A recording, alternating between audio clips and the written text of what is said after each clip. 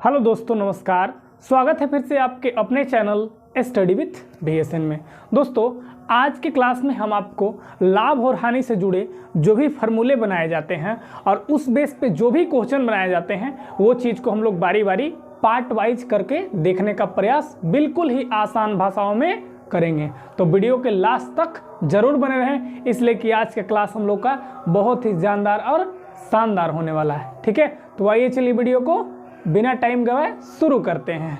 चलिए देखिए, पहले तो आप समझिए कि कौन क्या होता है, विक्रय मूल्य क्या होता है। इससे जुड़े प्रत्येक फार्मूले को आप जान लीजिए। यदि आप फार्मूला को जान लीजिएगा ना दोस्त, तो आसानी से आप क्वेश्चन में एकदम लगा के आइएगा। ये मेरा चैलेंज है। चलिए ये देखिए, पहले तो आप समझिए अच्छे से कि कौन क्या होता है। देखिए, क्रय मूल्य क्या होता है। क्रय मूल्य को बोलते हैं कॉस्ट प्राइस फॉर सीपी। ठीक है, कॉस्ट प्राइस को सीपी ही बोल दिया जाता है, मतलब एक ही होता है ना। अब कॉस्ट प्राइस किसको कहते हैं, गौर से समझिएगा। देखिए, कॉस्ट प्राइस बोलते हैं किसको, कह रहे हैं कि किसी वस्तु को जिस दर पे खरीदा जाता है ना, उसे कहते हैं क्रय मूल्य कहा जाता है। अब मान लीजिए आप मार्केट से 1 किलो चीनी खरीदे, ठीक है। अब जितना उसको आप पैसा दिए ना, तभी ना वो आपको दिया, आप उसको चीनी के बदले पैसा दिए, उसी को क्या बोलेंगे, जितने में हम खरीदे भैया उसी को हम लोग बोल देंगे सीपी बोल देंगे, क्रय मूल्य बोल देंगे, कॉस्ट प्राइस बोल देंगे। ओके, चलिए आइए देखते हैं आगे।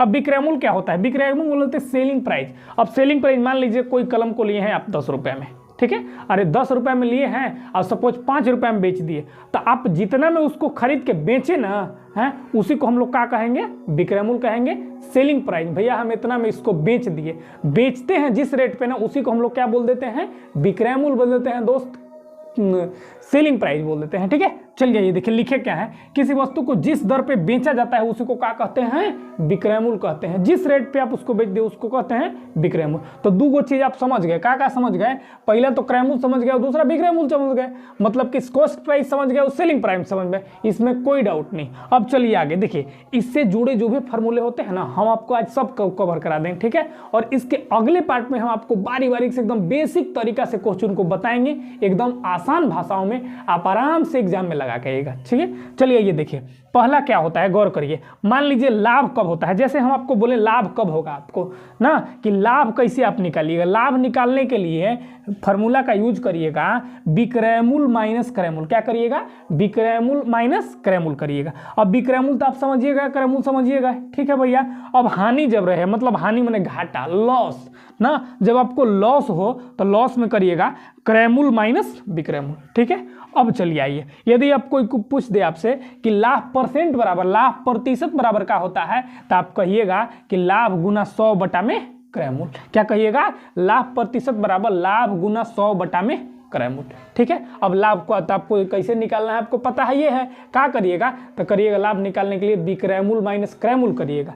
ठीक है, अब चलिए आगे देखते हैं। उसी तरह ठीक अगर हानि प्रतिशत निकाला रहे, लॉस परसेंट, तो हानि गुना 100 बटा में क्रय मूल्य। देखिए कुछ नहीं करना है, ये को याद रखिए ना, याद हो जाएगा अपने आप। देखिए करना क्या है, यहाँ लाभ के लिए आप क्या कर रहे थे, देखिए जो हो रहा है ना उसको ऊपर लिखिए।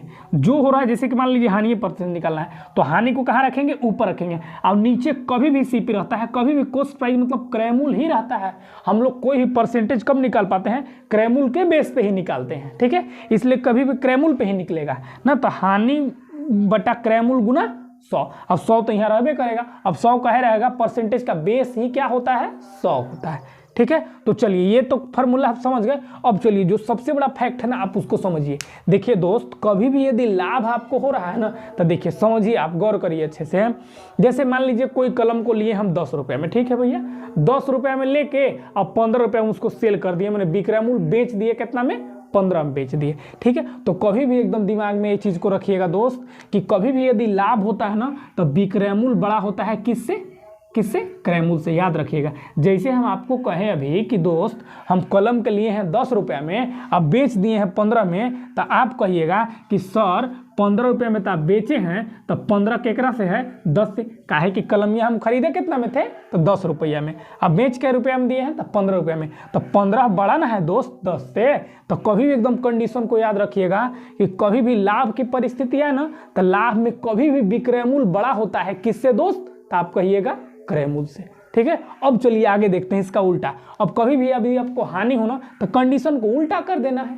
क्या होता था, यहाँ पे विक्रय मूल्य बड़ा होता था, यहाँ पे क्या बड़ा होगा, क्रय मूल्य में। जैसे कि सपोज मान लीजिए चीनी हम लिए 20 रुपये किलो सपोज, है ना, और उसको हमको 10 रुपये किलो बेचना पड़े, तब बिक रहे, हम लिए क्या इतना में थे, तो हम लिए भैया 20 में थे, और हमको घाटा सा के कितना बेचना पड़ा 10 में, तो 20 ना बड़ा हुआ।